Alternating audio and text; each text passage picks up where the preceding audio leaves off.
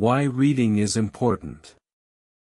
Lily always harbored a secret dream, a fervent desire to communicate effortlessly across borders. Her aspirations, however, were often hampered by a nagging uncertainty in English, especially when faced with native speakers. She pictured herself confidently presenting ideas, engaging in vibrant discussions, but the right words seemed to elude her, hidden behind a wall of apprehension. This recurring feeling of inadequacy fueled a powerful resolve. Lily knew she had to bridge this linguistic gap, to unlock the potential she felt lay dormant within her. Her initial attempts were sporadic, often leading to frustration and a sense of being perpetually stuck. She needed a structured approach, a clear path forward that felt sustainable and genuinely effective. One evening, while researching strategies, she stumbled upon a simple yet profound realization: why reading is important. It wasn't just about comprehension, it was about internalizing the language's rhythm, its natural flow. This concept struck her as revolutionary, a foundational step she had previously underestimated in her hurried pursuit of conversational fluency. She decided to commit to a seemingly small, yet incredibly powerful habit: talk in English just 1 page per day. This modest goal felt entirely achievable, removing the overwhelming pressure of larger assignments. She picked a novel she genuinely enjoyed, one that resonated with her interests, making the daily commitment feel less like a chore and more like a delightful discovery. The consistency of reading, even just a single page, began to subtly reshape her understanding. New vocabulary appeared in context, not as isolated words to be memorized, but as components of living sentences. She started to recognize grammatical patterns intuitively, without consciously dissecting every sentence structure. It was a gentle, organic absorption. This daily immersion provided a robust foundation, building her passive vocabulary and enhancing her comprehension skills significantly. Lily noticed she could follow narratives more easily, and her overall grasp of written English improved week by week. The quiet act of reading became her daily sanctuary, a place where English felt less intimidating and more welcoming. Beyond mere word recognition, reading taught her how sentences are constructed elegantly, how ideas flow logically from one to the next. It gave her a silent blueprint for effective communication. This deep understanding of structure proved invaluable, preparing her not just to understand, but eventually to produce articulate and coherent English herself. As her reading confidence grew, Lily turned her attention to another crucial element: how to improve your fluency. She understood that reading alone wouldn't magically unlock her speaking ability; active engagement was essential. Her research led her to the critical role of listening in developing a more natural and fluid spoken English. She began to actively listen and practice, immersing herself in a variety of authentic English materials. Podcasts became her constant companions during commutes, and British television series filled her evenings. She focused not just on understanding the words, but on the intonation, the stress patterns, and the subtle nuances of spoken language. Lily meticulously observed how other people talk in English, particularly native British speakers, whom she admired for their clarity and distinct accent. She paid close attention to their everyday conversations, noticing common phrases, idiomatic expressions, and even how they paused for emphasis or conveyed emotion through tone. This observational learning extended beyond just listening. She started mirroring their pronunciation, attempting to replicate the rhythm she heard. It felt awkward initially, almost like an impersonation, but with persistent effort, her own speech began to sound less rigid and more natural, flowing with a greater sense of ease and authenticity. A significant hurdle remained: translating thoughts directly into English. Lily realized she often formulated ideas in her native language first, then attempted a word-for-word translation, which resulted in unnatural, stilted speech. The challenge was how to think and speak concurrently, bypassing the mental translation phase entirely. Her mentor suggested a powerful technique: cultivate an internal English monologue. Lily started narrating her daily activities in her head, describing objects around her, or planning her next steps silently in English. This constant mental practice, even without uttering a sound, began rewiring her brain to process thoughts directly in the target language.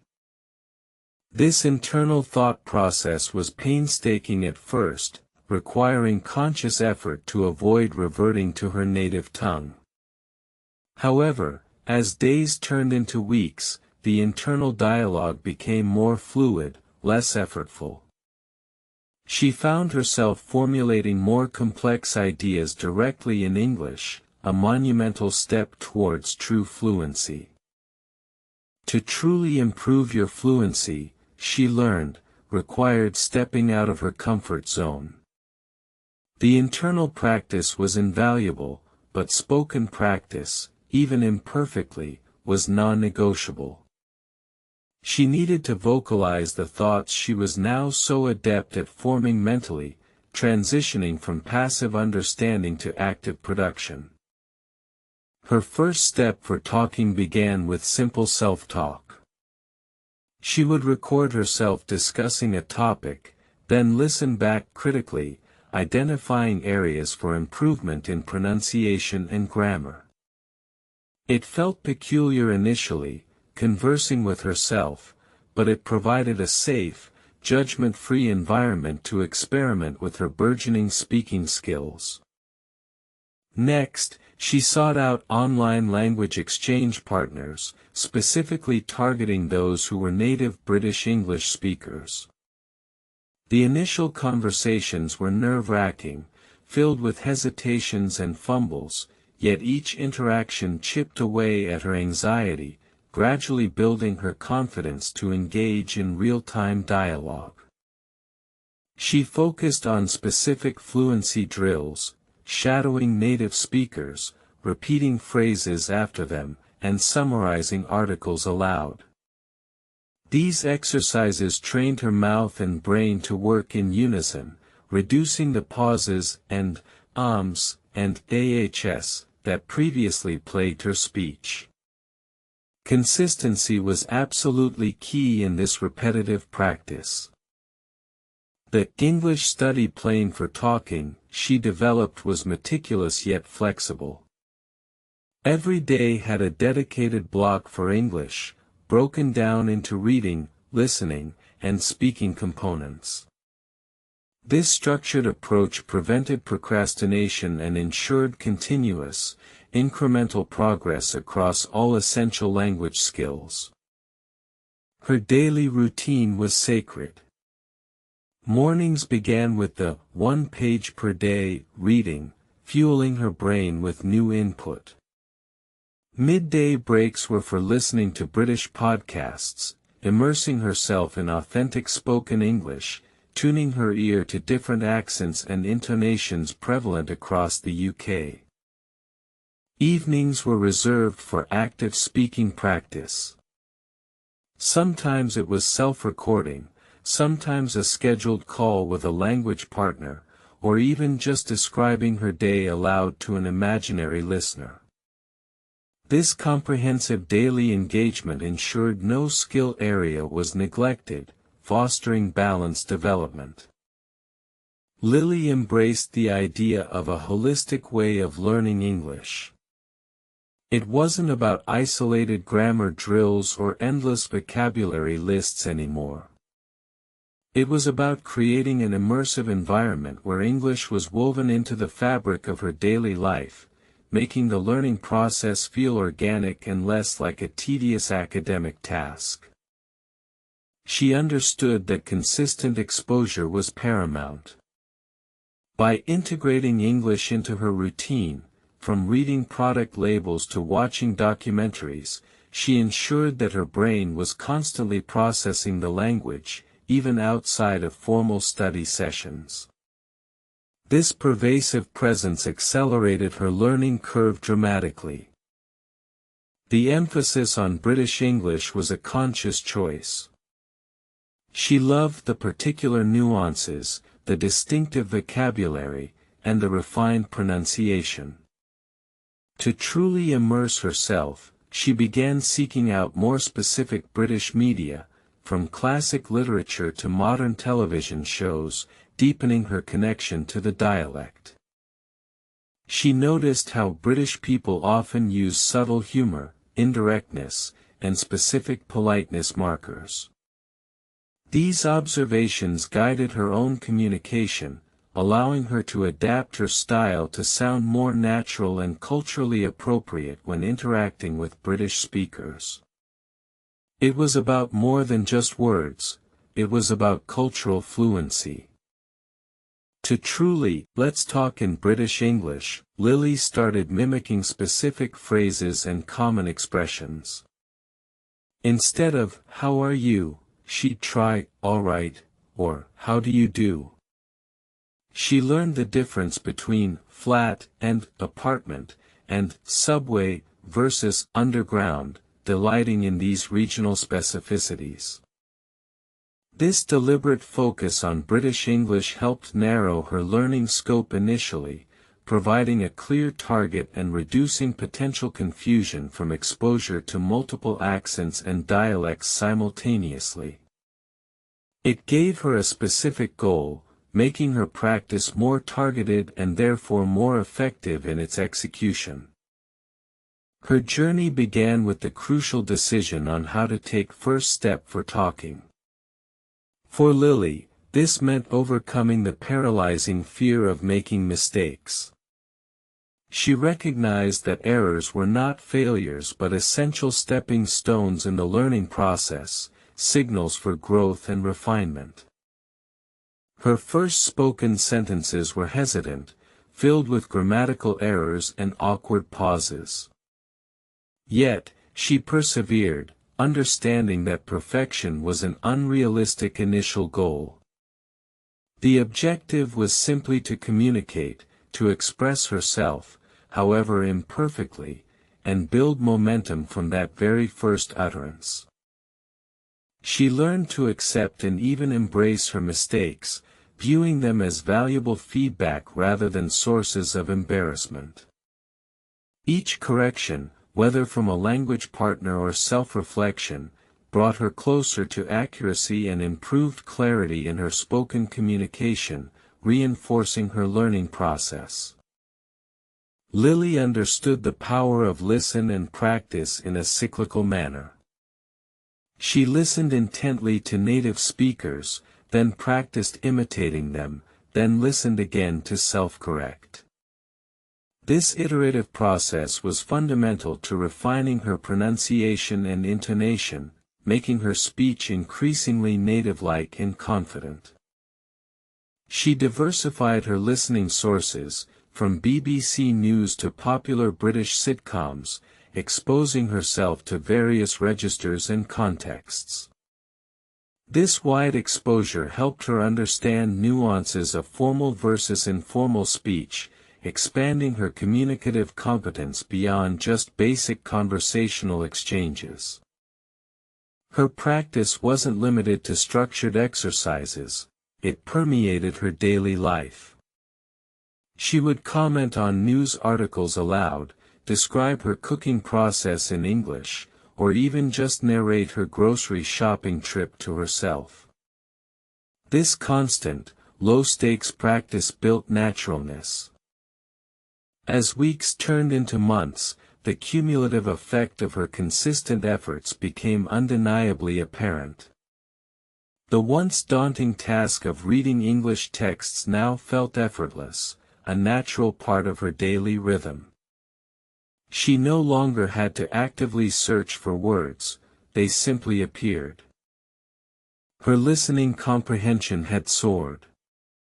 She could follow complex discussions, appreciate the subtle humor in British shows, and even understand rapid-fire conversations without feeling lost or overwhelmed. The sounds of English, once foreign, now resonated with familiarity and comfort in her ears. The most remarkable transformation was in her speaking. The hesitation that once plagued her had largely dissipated, replaced by a growing confidence.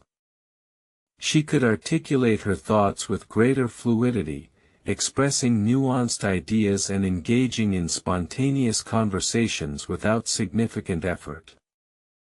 She found herself thinking exclusively in English for extended periods, even dreaming in it sometimes. This signified a profound shift, indicating that English was no longer just a subject she studied, but an integral part of her cognitive landscape, truly internalized. Her newfound ability to talk in British English was a particular source of pride. She could engage in discussions about current events, local customs, and even light-hearted banter with native speakers, feeling completely at ease and culturally connected. It was beyond mere communication. The journey had been challenging, demanding discipline and perseverance, but the rewards were immeasurable. English opened up new professional opportunities, enabling her to participate in international projects and network with colleagues from across the globe. Her career trajectory shifted dramatically. Beyond professional gains, her personal life blossomed too. She could fully appreciate British culture, from its literature to its humor, without the filter of translation. Travel became richer, interactions deeper, and her worldview expanded exponentially, thanks to linguistic freedom. Lily's story became a testament to the power of a consistent, multifaceted approach to language learning. It wasn't about finding a single magic trick, but about weaving together various effective strategies into a coherent and sustainable English study plan for talking. She often reflected on the initial apprehension she felt, the fear of inadequacy that once held her back. Now, she spoke with an authentic British lilt, a testament to how far dedication can take an individual who dares to dream beyond linguistic boundaries. Her advice to others embarking on this journey was always simple: embrace every small victory.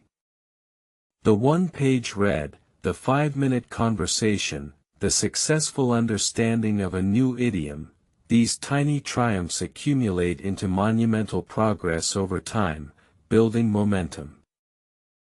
She emphasized the importance of finding joy in the process, not just the outcome. Learning English should be an adventure, a continuous exploration, rather than a burdensome chore. When it's enjoyable, consistency becomes natural, fostering long-term engagement. The way of learning English is unique for everyone, she often mused, but fundamental principles remain universal. Immersion, consistency, active production, and a willingness to make mistakes are the cornerstones upon which true fluency is built, regardless of individual style. For those struggling with the initial hurdle, how to take first step for talking, Lily advocated for self-compassion. Start small, she urged, even just talking to your reflection in the mirror. The act of forming words, any words, is a powerful first stride. She encouraged aspiring speakers to record themselves, even for 30 seconds, and listen back without judgment. This immediate feedback loop is invaluable for identifying pronunciation issues or awkward phrasing, providing actionable insights for improvement in a non-threatening way. Her journey illustrated that fluency isn't a destination but a continuous refinement. Even after achieving remarkable proficiency, Lily continued her daily rituals of reading, listening, and speaking, understanding that language is a living entity, constantly evolving and requiring ongoing engagement.